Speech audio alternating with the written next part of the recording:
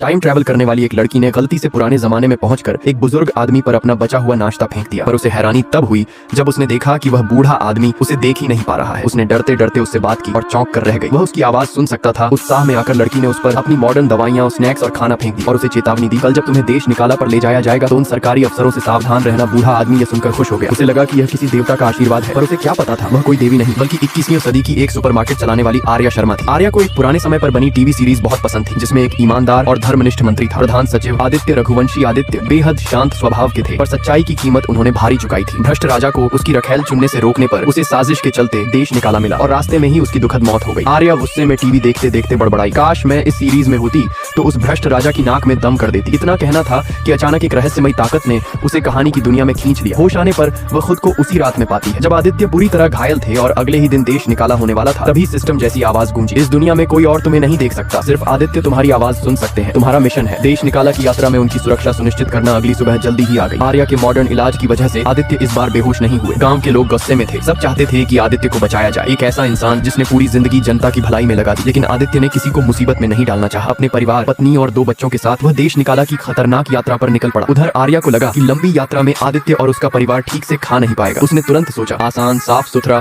भरपूर खाना चाहिए। इसलिए वह दौड़ी और दुकान से 300 चावल के लड्डू या चावल के गोले खरीद लाई। दुकानदार हैरान होकर बोला, इतने सारे? आर्या बिटिया, क्या सच में किसी मेले में बांटने जा रही हो? आर्या मुस्कुराकर बोली, कुछ ऐसा ही समझ लो चाचा, आज किसी की जिंदगी का सफर आसान बनाना है।